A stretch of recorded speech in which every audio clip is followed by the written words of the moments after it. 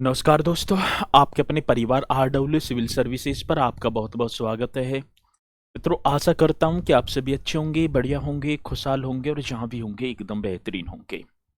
आप सभी को पता है कि हमारी एक बहुत बेहतरीन, एक बहुत ही प्रतिष्ठित उत्तर प्रदेश के जो महत्वपूर्ण जनपद हैं उनके नाम से एक जिला दर्शन सीरीज चली हुई है, जैसे कि आप बाकी डेज से करते तो आ ही रहे हैं। और इस जिला दर्शन सीरीज की यदि मैं बात करूं तो उत्तर प्रदेश की जितनी भरी परीक्षाएं हैं जिनमें यूपी स्पेशल लगा हुआ है तो सभी के लिए कारगर सिद्ध होगी। तो इसलिए आप बढ़िया तरीके से नोट्स बनाते चलना है। और आज हमारा जनपद होगा गोंडा, और गोंडा के बारे में हम पढ़ पा रहे होंगे आज। इस जिला दर्शन सीरीज में मैं बात करूं तो 16वां नंबर का ये जो है जनपद होगा, और जनपद में भी मैं बात कर पा रहा हूंगा तो ये होगा आपका सर जी गोंडा। ठीक है, क्या होगा तो आप बता पा रहे होंगे गोंडा। अब गोंडा के विषय में मैं बात कर पा रहा हूंगा तो आगे बढ़ेंगे सर जी। पहली बात तो ये अपना उत्तर प्रदेश का मानचित्र, और इस उत्तर प्रदेश के मानचित्र में आपको दिखाई पड़ रहा होगा ये गोंडा। उत्तर प्रदेश के मानचित्र में ये रहा आपका क्या है सर जी, गोंडा। ठीक है ना, ये रहा। चलो, अब मैं बात कर पा रहा हूंगा गोंडा का उपनाम क्या है तो जयप्रकाश नगर हम इसे बोल पा रहे होंगे। गोंडा का उपनाम क्या है सर जी, जयप्रकाश नगर, जिसका जिला मुख्यालय कहां होगा, गोंडा में ही अवस्थित होगा। जिला मुख्यालय गोंडा में। एक जिला एक उत्पाद बोली जाए तो ओडीओपी योजना मैं बात कर पा रहा हूंगा उस योजना की जिसकी शुरुआत 24 जनवरी और वर्ष कब होगा सर जी, 2018 को होती है। 24 जनवरी 2018 को इस योजना की शुरुआत हुई, जिसमें खाद्य प्रसंस्करण दाल के लिए मान्यता प्रदान की गई। मैं बात कर पाऊं एक जिला एक उत्पाद ओडीओपी योजना में इसे किसके लिए, खाद्य प्रसंस्करण बात की जाएगी तो दाल के लिए मान्यता प्रदान की गई। पूछा जाता है क्वेश्चन तो आप बताएंगे भी। ठीक है, अगले क्वेश्चन अगले देखेंगे।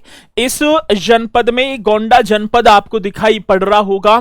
इस गोंडा जनपद में तहसीलों की संख्या कितनी होगी, 4, जिसमें से करनेलगंज होगा, गोंडा होगा, मनकापुर और तरवगंज। ठीक है, करनेलगंज, गोंडा, मनकापुर और तरवगंज इस जनपद में 4 तहसीलें होंगी। कितनी, 4। ठीक है, चलो। घाघरा एवं सरयू नदी के तट पर स्थित, ऐसे लिखेंगे, नदी के तट पर स्थित गोंडा जनपद का जो प्राचीन नाम था गोनर्द था। बड़ा बेहतरीन क्वेश्चन आ जाता है, प्राचीन नाम की बात आ जाती है तो आप बताएंगे कि गोंडा जनपद का प्राचीन नाम क्या था, गोनर्द था।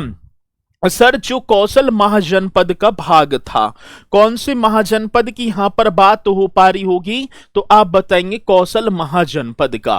तो घाघरा एवं सरयू नदी के तट पर स्थित गोंडा जनपद का प्राचीन नाम क्या होगा मेरे भैया, गोनर्द था। और किस महाजनपद का, तो कौशल महाजनपद का भाग था। प्रमुख पर्यटन एवं ऐतिहासिक स्थलों की यहां पर मैं बात करूं तो श्री स्वामी नारायण मंदिर छपिया, ये आपको स्वामी नारायण मंदिर छपिया दिखाई पड़ रहा होगा, बहुत ही ठीक है ना, मान्यता प्राप्त ये मंदिर होगा। पृथ्वीनाथ मंदिर भी आपका गोंडा में होगा सर जी। और पार्वती अर्गा पक्षी विहार ये आपको दिखाई दे रहा है, जिसे 1990 में मान्यता प्रदान की गई। और पार्वता अर्गा मंदिर भी अवस्थित है गोंडा में। सुहेलवा वन्यजीव विहार जो आपका बलरामपुर, गोंडा और श्रावस्ती जनपद में पड़ता है, तो सुहेलवा वन्यजीव विहार का हिस्सा भी गोंडा में आता है। ये तो अपने में मोस्ट इंपोर्टेंट है ही है। चलो, प्रमुख उद्योग की बात आती है तो चीनी उद्योग और उर्वरक कारखाने के लिए अपना गोंडा प्रसिद्ध है। मैं बात किसकी करूंगा तो चीनी उद्योग और उर्वरक कारखाना आप यहां पर बता पा रहे होंगे। महाभाष्य के रचनाकार महर्षि पतंजलि का जन्म गोंडा जनपद में हुआ। आपने पढ़ा भी होगा सर जी, किसके, जो पुष्यमित्र शुंग के दरबार में रहा करते थे। वो महर्षि पतंजलि जिन्होंने महाभाष्य नामक ग्रंथ की रचना की, और कहां इनका जन्म, गोंडा जनपद, जिसे प्राचीन भारत में गोनर्द के नाम से जाना जाता था। 9 अगस्त 1925 को काकोरी षड्यंत्र में शामिल क्रांतिकारी राजेंद्र नाथ लाहिड़ी को गोंडा में 17 दिसंबर 1927 को फांसी दी थी। राजेंद्र लाहिड़ी, मैं मर नहीं रहा हूं बल्कि स्वतंत्र भारत में पुनर्जन्म लेने जा रहा हूं, वो राजेंद्र नाथ लाहिड़ी जी, ठीक है ना। 23 जून 1901 को इनका जन्म हुआ और 27 दिसंबर 1927 को फांसी दे दी गई थी, जो काकोरी षड्यंत्र से संबंधित थे। चलो अगला, प्रमुख संस्थान की बात तो होगी, रेशम अनुसंधान एवं विकास केंद्र सुभागपुर, ये गोंडा में है। इंडियन टेलीफोन इंडस्ट्रीज भी मनकापुर तहसील है, ये गोंडा में। और गन्ना किसान संस्थान प्रशिक्षण केंद्र भी आपका गोंडा में होगा। तो ये भी आप देख लेंगे, बहुत ही मोस्ट इंपोर्टेंट क्वेश्चन है। उत्तर प्रदेश सरकार द्वारा गोंडा जनपद में जनजातियों के लिए बनटांगिया ग्राम प्रशिक्षण केंद्र, बड़ा बेहतरीन क्वेश्चन है, करंट का क्वेश्चन भी बनेगा कि उत्तर प्रदेश सरकार द्वारा निम्नलिखित में से किस जनपद में बनटांगिया ग्राम प्रशिक्षण केंद्र स्थापित किया है। तो आप बता पा रहे होंगे सर जी, गोंडा जनपद में।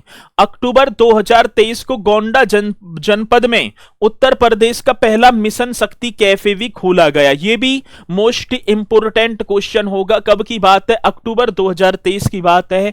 गोंडा जनपद में उत्तर प्रदेश का पहला मिशन शक्ति कैफे खोला गया। सरयू तट पर स्थित यह क्षेत्र बेहद उपजाऊ माना जाता है। कौन सा सर जी? गोंडा का। और कौन सी तट पर है? सरयू क्षेत्र पर, ठीक है। चलो, नदी तट पर। महात्मा बुद्ध ने अपने जीवन के 21 वर्ष गोंडा जनपद में ही गुजारे थे। ये क्वेश्चन भी बड़ा बेहतरीन हो जाता है।